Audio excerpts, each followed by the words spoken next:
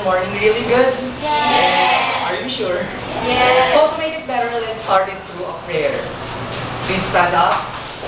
Who wants to volunteer? Thank you, Nympha, for volunteering. Let us bow our heads and feel the presence of the Lord. Lord God, thank you for this day that you have given us. Thank you for taking care of us, and thank you for keeping us safe all the time. We're also lifting up to you the health of Sir Ro's father, and we're now claiming that his father is now healed. And God, may you guide Sir Ro through the path that he has chosen. May he be successful in all the things that he will do. And we're very lucky to have him, oh God. Just bless him, oh God. Give him all the strength. Give him all the help and provision, oh God. I know that he is undergoing so many trials right now. And all of us here having our prayers for him. And may this discussion be successful, and may the presenters discuss their topics very well. That's all we ask in the name of Jesus. Thank you. May also. Okay, before we check our attendance, may you please all compress here in front so that the reporter's voice will be more modulated. Please compress. Compress.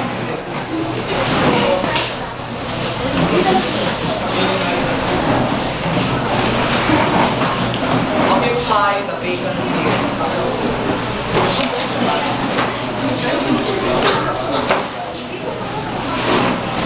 Okay, now let us review the attendance. Do you have any absent for today? Our class monitor, Ms. Alayo. So, good morning everyone. Today is October 1, 2012, the first Monday of the month. But unfortunately, we have 5 absentees and they are Bungabong, Dulay, Magnaye, Tuliao, Regina, and Liam. That's all. Thank you. Oh, that is very saddening. They'll miss half of their lives. So before we start our real lesson, let's have first our review of our past lesson. That is all about very good simple sentences. What is a simple sentence again? Oh, you forgot. What? Simple sentence is composed of a subject and a predicate. There's also what we call a predicate fragment, which is the verb, right, Mr. Last Reporter? So we have compound subject versus simple predicate. We have simple subject versus compound predicate. And we also have simple subject versus simple predicate. Am I right? Yes. Very good. We want to have an energizer first so that we can exercise our respiratory system. Exercise our respiratory system. So may you please all stand up. This song is entitled Stone Heart. Before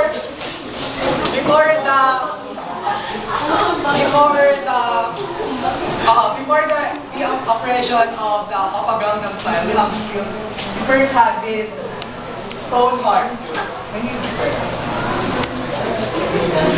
Let's hear the music so that we can feel it better.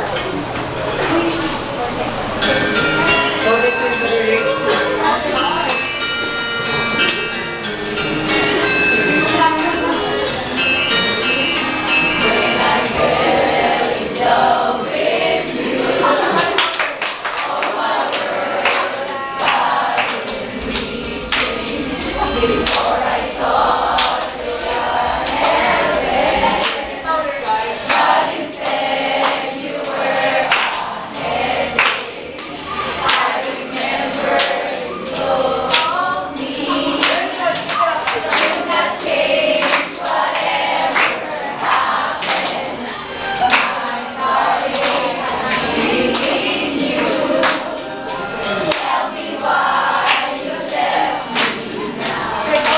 Another.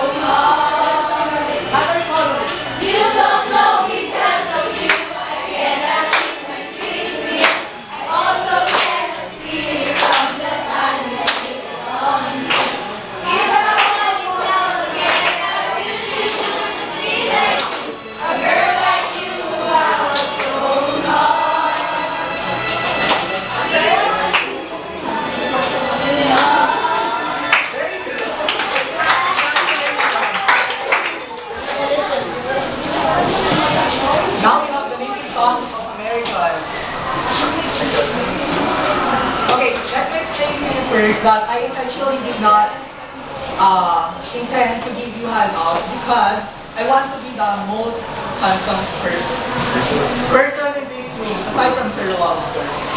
I want you to follow the flow of our PowerPoint presentation because if I'm going to give you the handouts, you'll just look at your handouts and you'll not listen to me anymore. Okay? Our topic for today is actually about compound sentences. It is the second among the four kinds of sentences according to structure. Because we have function. Sentences according to full function. So it is according to structure. Now, let me share to you this thing. You know what? Back when I was still in elementary and secondary, I really did not like studying English. I did not like studying its rules, even the pronunciations. Probably you too, right? You did not like studying English also before. There are a lot of factors, probably the teachers, or you really don't have any hand-ache about studying English. But I have this friend of mine, his name is Michael. He told me how important it is to study English, the rules, the pronunciations.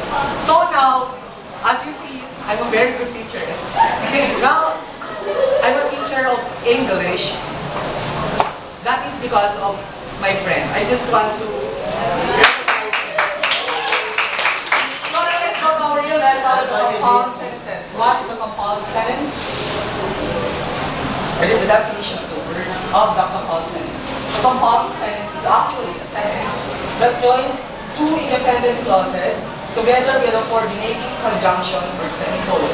Is it real that we just use coordinating conjunction together with a semicolon? Or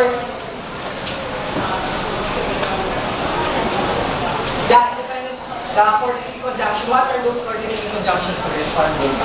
Yeah, the fanboys and the semicolon. Is there any more complicated structure of compound sentence aside from this one? We are going to learn that as we go on. Next slide, please. So it is the formula of the compound sentence. Independent clause plus independent clause. What do we mean when we say independent? Yeah, very good. These are the things that can stand alone. So, two things that can stand alone. Two clause. Next. What is an independent clause? An independent clause is a clause that can stand alone. It is a group of words that contains a subject and verb and expresses a complete thought. An independent clause is a sentence per se. It's a sentence per se. An independent clause, because dependent clause is different. We have different kinds of clause. We have subordinate, dependence, independence, etc. Next slide. So, let's try to read choppy sentences. The cat was happy, he slept underneath the bed. So, what are we going to add to complete this thought or to combine these two thoughts? The coordinating conjunction what? When we use nor, or we can just only use and. The cat was happy and he slept underneath the bed. Are we clear on that? Yes, thank you. Now, there are two ways to combine dependent clauses to make a compound sentence. Comma, plus, coordinating conjunction, and a semicolon. Question, are we still going to use comma or coordinating conjunction once we already used semicolon? No. Oh, are you sure? Are you sure, students? Let's see later. So let's have the examples. Let's define first the coordinating conjunction. Let us read. What are these coordinating conjunctions? Of course, these are the fanboys. And what are these fanboys? Chorus? For and nor, but, or, yet, so. Okay, these coordinating conjunctions, we are going to use them later on as we have our exercises and examples. Next slide. Now, let's have the comma plus coordinating conjunction, or what we call fanboys. For example, the teens walked to the park, but it was closed. Is it appropriate? The bot? The big bot? Very big bot. Of course it is appropriate because they are two contrasting ideas. Am I right? So let's have the next example. Later on, I'll explain you that.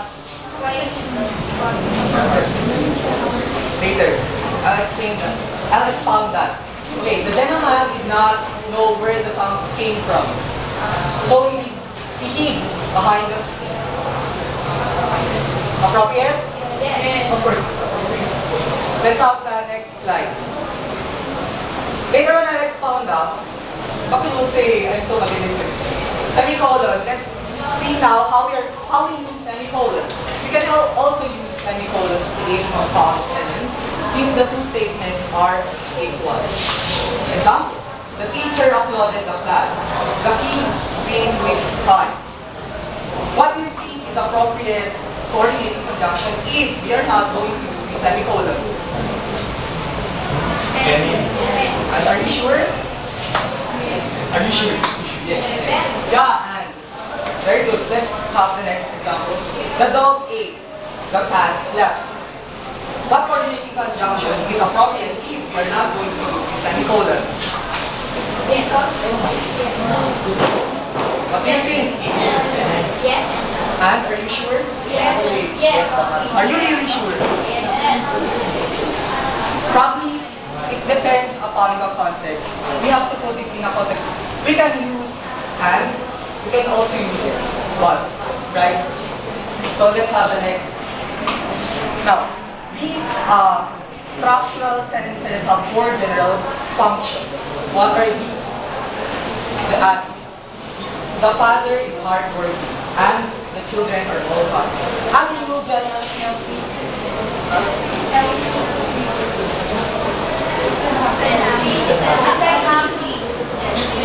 Did I say that? The father is hardworking and the children are all healthy. Are you okay now?